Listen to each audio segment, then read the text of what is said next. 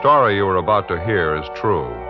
The names have been changed to protect the innocent. Fatima Cigarettes. Best of all, king-size cigarettes brings you Dragnet.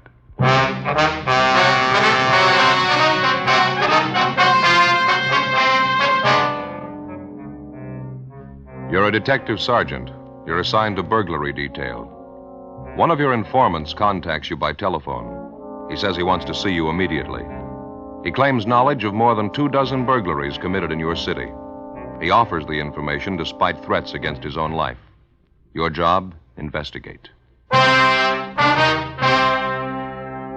The latest Fatima sales report shows thousands and thousands of king-size cigarette smokers are switching to Fatima. For the month of October, coast-to-coast actual figures show Fatima sales are up 110%, or more than double. Fatima, best of all king-size cigarettes.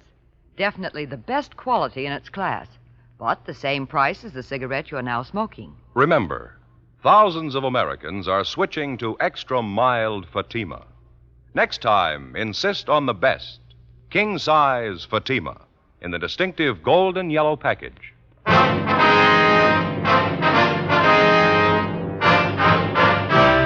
Dragnet, the documented drama of an actual crime.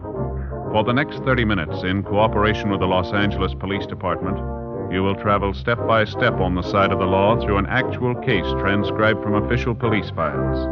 From beginning to end, from crime to punishment, Dragnet is the story of your police force in action.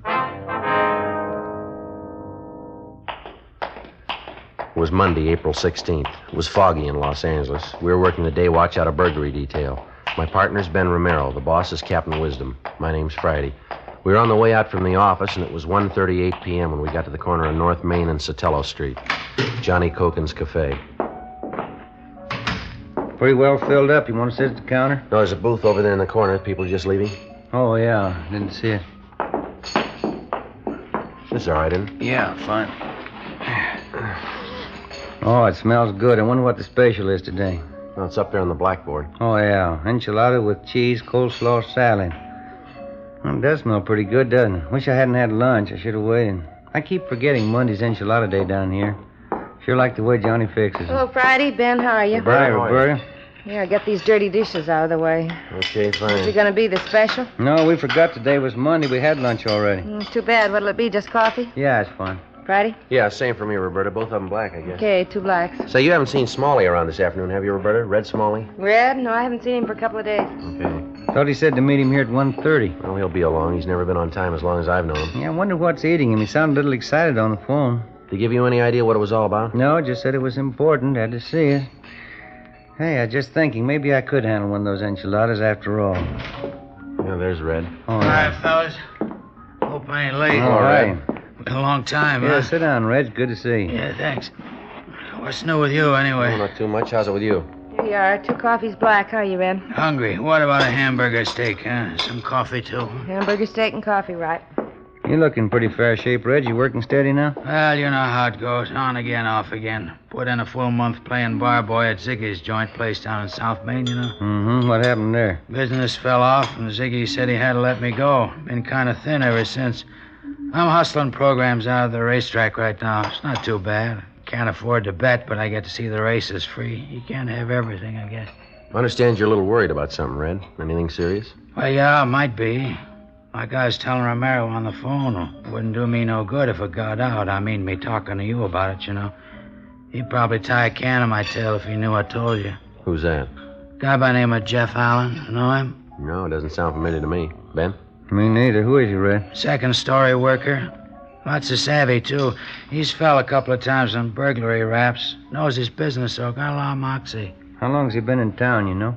Well, about 6 months, I think. He come from the east, finished a stretch back in Michigan. He's a real pro. Uh-huh. What's he doing out here, Red? Well, matter of fact, that's what I want to talk to you about. Figured maybe you ought to know. Yeah? He's doing real good, the way I get it. I heard him and a couple other guys talking about it one night down at Ziggy's. They were having a couple of beers. I guess they didn't think I could hear him. What'd they have to say? This guy Allen was running off about how good he was doing, how many places he knocked over in the last couple of months, how much stuff he took. And what's he look like, Red? Oh, pretty average, about my height, dark hair, little scar right here in his chin. Mm-hmm. About 160, 70 maybe, 36 years old. Usually wears leather jacket and a black one. All right, Red, here you go. Burger, steak, coffee. Yeah, fine. Sure got a good appetite these days, working out in the air, you know. It does you good. Yeah. Yeah. I'll show you one pass around ball of ketchup, Sergeant. Oh, yeah. Here you go. Oh, no. Good. These burglary jobs Alan's supposed to be pulling, Red. Where's he working them? Do you know that? No, I guess I don't. It's all over town, I suppose. Sure good hamburger. When you overheard him talking to his friends, did he mention any jobs in particular that he pulled? No, but he's working hard. I know that for a fact. He pulls a new one every week or so, the way I get it. And what about his M.O., Red? Regular second-story routine. He uses a jimmy or a small pinch bar. Usually goes through a window. Does he work alone? Strictly. Say, his French bread's nice and fresh. Yeah. Where's Alan staying in town? Do you know, Red? No, I don't. I know where you can find him, though. The 1322 Club out on North Paris.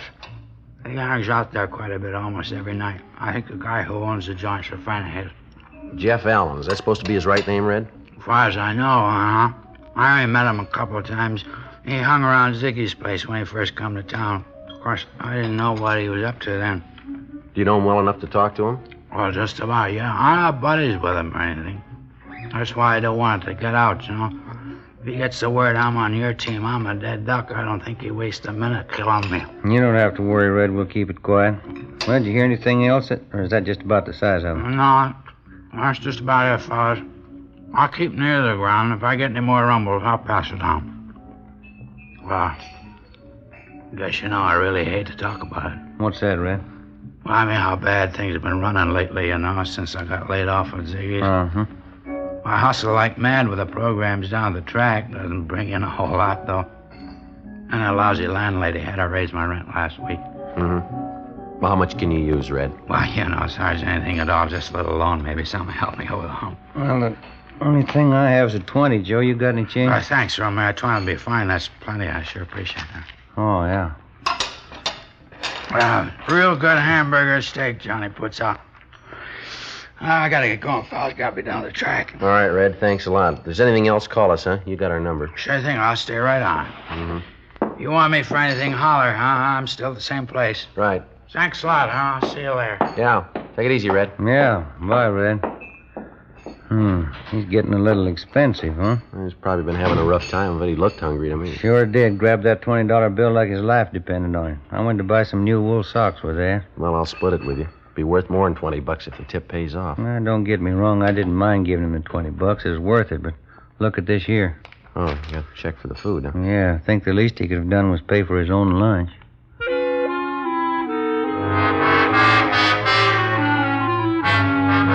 By and large, the character of the informant, in fact or fiction, isn't generally regarded with too much sympathy. To most people, the informant's nothing more than a stool pigeon, a squealer, somebody who, by the very act of informing, commits a sin against a supposedly popular unwritten law.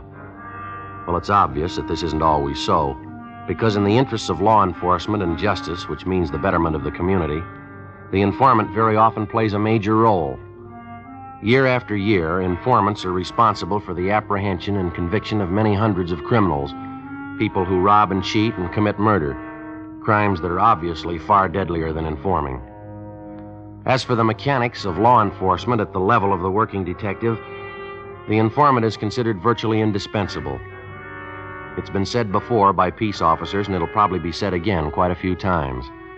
If your job is catching criminals and enforcing the law, this is the first rule you have to learn. The working detective is no better than his informants.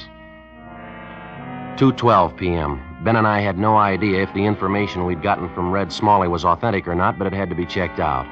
We went back to the office and had Frank Cunningham and R&I check on Jeff Allen. We also had the stats office make a run for us on suspects with similar MOs. Then we started to page through reports of burglaries which had occurred throughout the city during the past 3 months. No. How you doing over there? Anything at all? Not too much. Wait a minute, maybe. This might be one of them. Here, let me see. Home in Hollenbeck Park neighborhood. Burglar's M.O. matches out and a time element, too. Happened 6 weeks ago. Window on the second floor of the house was pried open. They took furs and money, $23. Uh-huh. That the only one you found? Another one here I took out a minute ago. M.O.'s pretty much the same on this one, too. Only thing different is the night of the week it happened on. This one's a Thursday. That one there's a Sunday. Yeah, checks out pretty close otherwise. The only one thing I can't figure. What's that? Well, Alan's supposed to have been in the city for at least 6 months. According to Red, he's working a job maybe once a week, once every 10 days or so. Now, you got 2 reports there that match his M.O. here. I picked out 2 more from that other pile. Seems to me if he's been working the town for a couple of months, there ought to be more than 4 reports on him, shouldn't there? I got it. Burglary in Merrill. Oh, yeah, Frank. Jeff Allen. Is that so? Oh, you have, huh? Okay, right, Frank. Thank you. Yeah? R&I got a make on Allen. He's had one arrest here 4 years ago on a vag charge. He's a loser out of Michigan. Fell for burglary. Never been picked up for burglary here, though. He isn't registered. And that's all, huh? That's it. Doesn't seem to gel right to me. Does it to you? A lot of loose ends to figure out. I wonder if Red was handing us a line on this thing. Why would he? Well, maybe he needed that $20 touch. Maybe this Jeff Allen's an old pal of his. Red had a falling out with him. He wants to get even with him, I suppose. Possible, I guess. I don't know. Hi, Joe. Ben? Oh, hello, Tabor, Jim. what do you say? What's with you? You still in that stakeout south end of town? Yeah, 3rd week. Sure getting dull. You two look busy. What's all this? Oh, we got a tip on some prowl artist trying to get a line on him. Take a look at this 3.1, will you, Jim? You run into any jobs recently that stack up like this in here? Let's see. We're shooting in the dark on it so far. I don't know if we got anything or not. I'd say you got it. Burglary report in 77 Division this morning. Happened to check it when I was out there. Same M.O. as this? Same everything. 4:55 p.m. Ben and I went down the hall to the record bureau and picked up a couple of mug shots of the suspect, Jefferson Allen. Then we drove out to the 1322 Club on North Ferris Avenue in the Silver Lake District, the neighborhood bar where Allen spent most of his time, according to our informant, Red Smalley. We staked out in a car down the street where we could keep an eye on the front door to the bar and still not look suspicious. Between 5 and 7:30 p.m., we watched at least 24 customers entering or leaving the bar, but none of them came close to Allen's description. 8 p.m., nothing. By the time we were relieved on stakeout at 11 p.m., Allen still had failed to show. Late the following afternoon, we were back at the same spot, watching for a sign of the suspect. 6:48 p.m. How you fixed for smokes? Oh, I think I got a couple left. Yeah, here you go. Oh, thanks. KGPL Los Angeles. I got a light here. Yeah. 11A, 6th Spring. 11A, 6th Spring. Hey, have a look, Joe. Gray hat, dark suit. Just came out of the bar. Yeah, it's coming this way. Yeah, I'll buy it. That's him. Getting in that blue sedan. All right, don't press him. Let's give him a good lead. Right. He's getting in. What do you think, Joe? Let's wait a minute. Uh-huh. Yeah, okay, we're clear. All right. You got him spotted? Yeah, no trouble. That's a funny one, huh? Wonder why we didn't see him go in the bar. I don't know. Might be a delivery entrance in the back of the place we could have missed. Can you make out that license number? Can you pull out just a little? That's Yeah. good. Yeah, let's see. 7 Tom 7 972. I better check it. 80K to Control 1. 80K to Control 1. Control 1 to 80K. Go ahead. Control 1, request rolling make and DMV on 7 Tom 7 972. That's 7 Tom 7 972.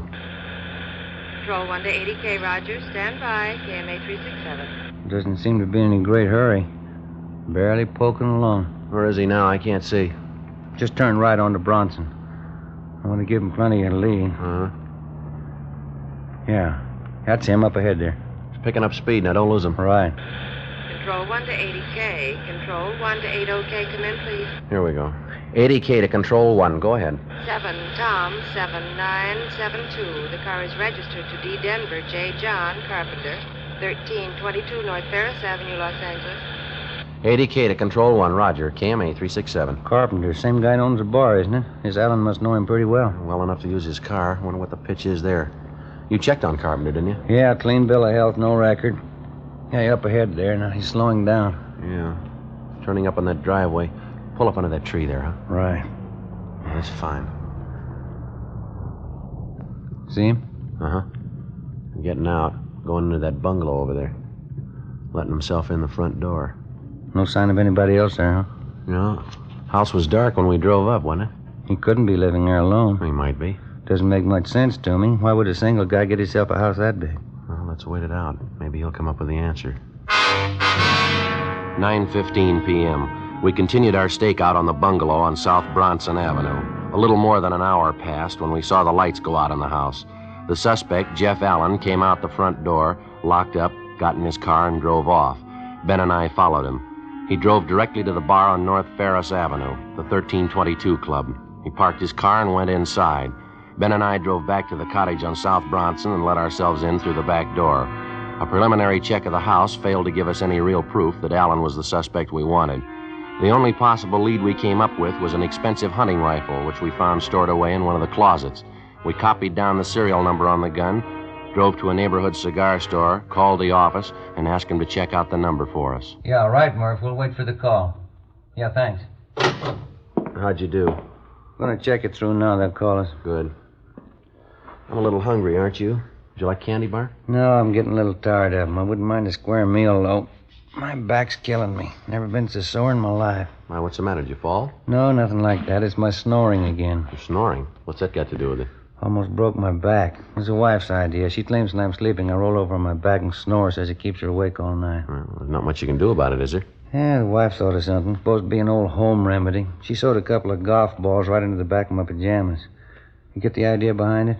If you roll over on your back, the golf balls dig into you and you have to roll over on your side again. Mm-hmm. Well, so what happened to you? Well, I'm a sound sleeper. Rolled over on my back and stayed there. Slept on those golf balls all night. Woke up in the morning like to have died. Felt like I'd snapped a couple of vertebrae. Must be an easier way to keep you from sleeping on your back. Well, it wouldn't do any good anyhow, Joe. It just won't work. What do you mean? I snore just as loud sleeping on my side. I get it. Hello? Yeah, Murph. This is Joe Friday. Mm-hmm. W615344. Yeah, that checks. That was the serial number on it. When was that? Uh-huh. Yeah. Yeah, okay, Murph. Thanks. Bye. I think maybe we got a break. Yeah? They got a make on the gun we found. Is it registered to Allen? No, it was taken in a burglary 2 months ago.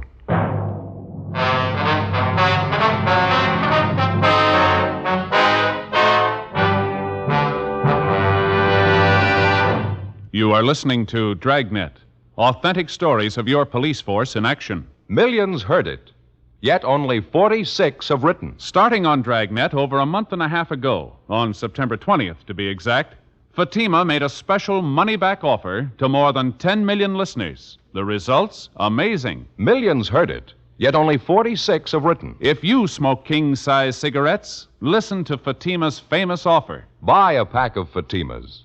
Enjoy their extra mildness and superbly blended tobaccos. If you're not convinced Fatima is better than the king-size cigarette you're now smoking, just return the pack and the unsmoked Fatimas before December 1st, and we'll give you your money back, plus postage. Fatima, Box 37, New York 1. Fatima's latest sales report shows Fatima sales up in every state in America. The month of October, coast to coast, actual figures show Fatima sales up 110%, or more than double. Yes, thousands and thousands of Americans are switching to king-size Fatima. So why wait? Switch to Fatima today. Extra mild. Best of all, king-size cigarettes.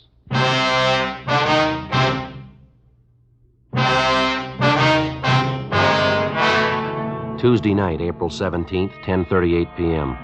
We got additional information from the office on the hunting rifle that we'd found in the bungalow to which we'd trailed the suspect, Jefferson Allen, a few hours earlier. The gun was registered to a Mr. Robert LaSalle, 3008 Bush Street. The rifle, along with $300 in jewelry and $48 in cash, had been taken from LaSalle's home 2 months before during his family's absence. The burglar's method of operation matched Allen's alleged M.O. exactly. 10:45 p.m. After arranging for a stakeout to be placed on the bungalow on Bronson Avenue, Ben and I drove to the 1322 Club on North Ferris, where we located the suspect, Jeff Allen.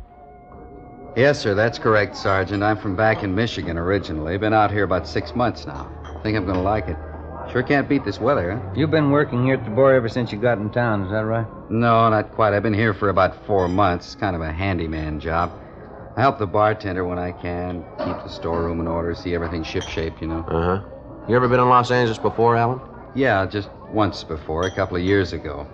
Wasn't so good then. Jobs were hard to get. I ran into a little bit of trouble. Finally went back east again. I see. What was this trouble you had? Well, as I say, jobs were pretty hard to come by then. I kept checking around, but I couldn't find anything. Wasn't so good. I finally got picked up on a bag charge. Mm-hmm. Spent a couple of weeks at the county. When I got out, I figured the best thing was to head back east again. A lot better this time, though. I'm doing okay. See, I couldn't get you anything, huh? No, thanks. Just the same. There's something maybe you'd like to talk to me about? Anything I can help you with? It's a routine checkup we're on. Got a few more questions for you, if you don't mind. Sure. Let's take one of these booths back here, huh? Might as well be comfortable. Yeah, okay. Go ahead. You sure I couldn't get you anything? A bottle of beer, Coke, maybe? No, thanks. You have your family out here with you, Alan, your wife? No, I'm not married, Sergeant. I haven't taken the plunge yet. Figure there's plenty of time for that. It's hard enough to keep myself going these days, let alone a family. Yeah, I know what you mean. You ever been arrested before, Alan? I mean, other than that bag charge you mentioned, you ever served any big time?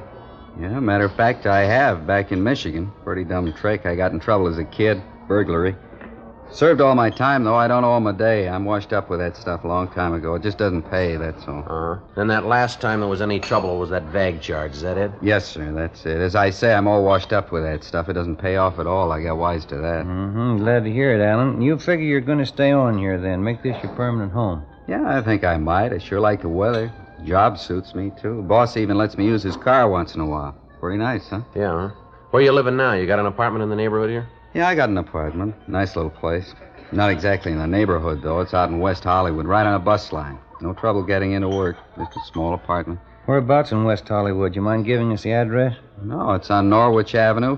Why do you ask? It's part of this routine check we have to make. You mind very much if we drive out there with you, Alan, and look the place over? No, I don't mind. I mean, if you figure I need checking out, I'd just as soon clear it up now. I got nothing to hide. You want me to get my coat? No, that's all right.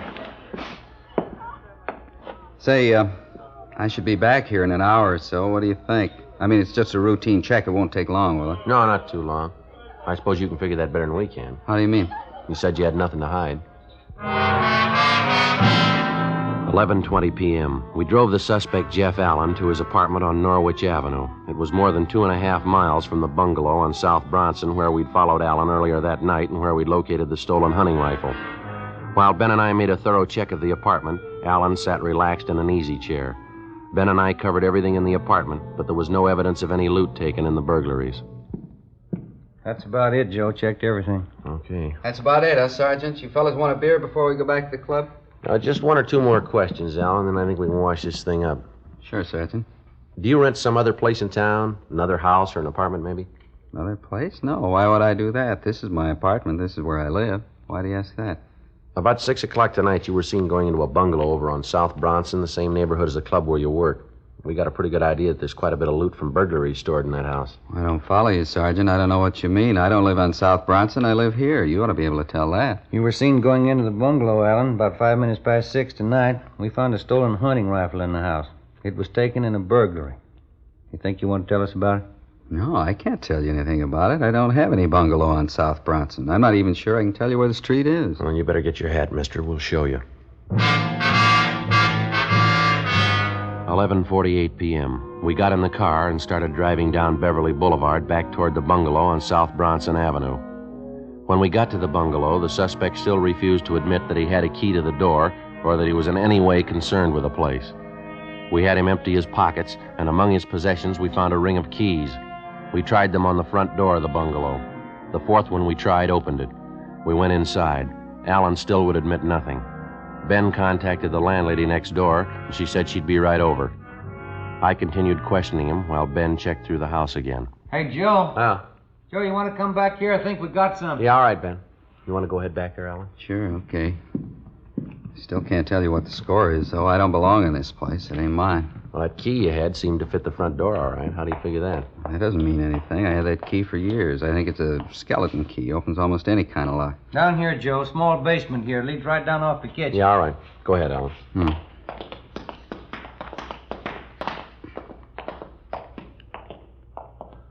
Have a look, Joe. Line of cupboards all the way around here. Check them for yourself.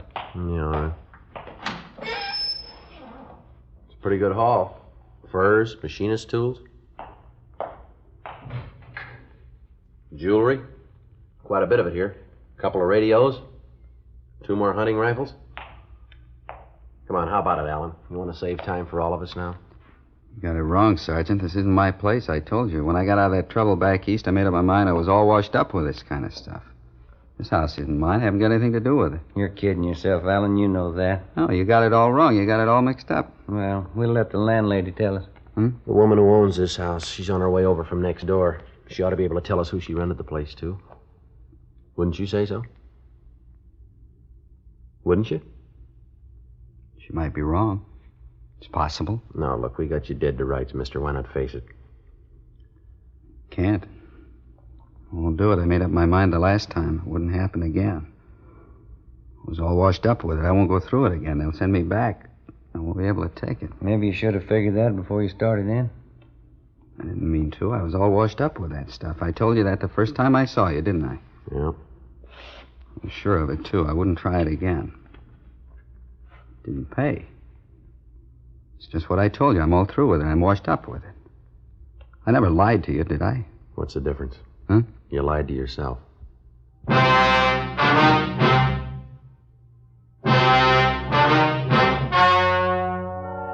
The story you have just heard was true. The names were changed to protect the innocent. On July 6th, trial was held in Superior Court, Department 86, City and County of Los Angeles, State of California. In a moment, the results of that trial. Now, here is our star, Jack Webb. Thank you. September. Fatima first made its famous money-back offer. Millions heard it, yet only 46 have written. October. Actual figures reported Fatima's sales up 110% coast to coast, or more than double. November.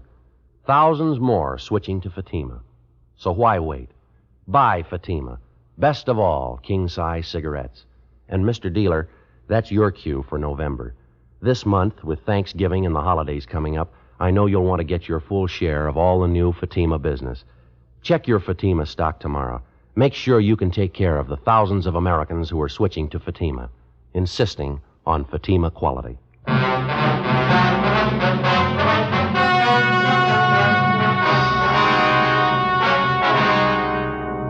The apprehension of the suspect, Jefferson Harold Allen, resulted in clearing 22 cases of burglaries committed over the past 4 months.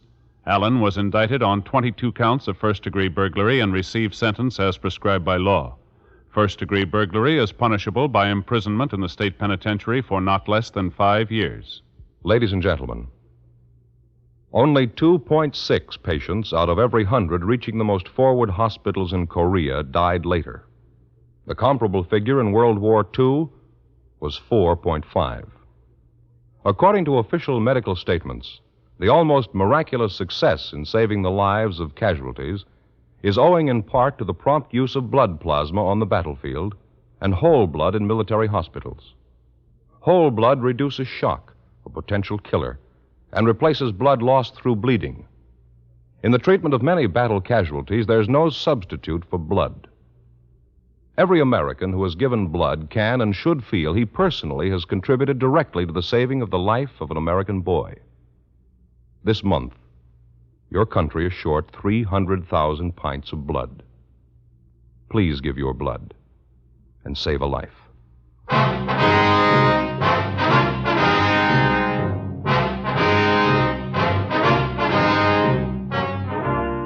You have just heard Dragnet, a series of authentic cases from official files. Technical advice comes from the Office of Chief of Police W.H. Parker, Los Angeles Police Department. Fatima Cigarettes, best of all king-size cigarettes, has brought you Dragnet, transcribed from Los Angeles. Today's the silver anniversary of NBC.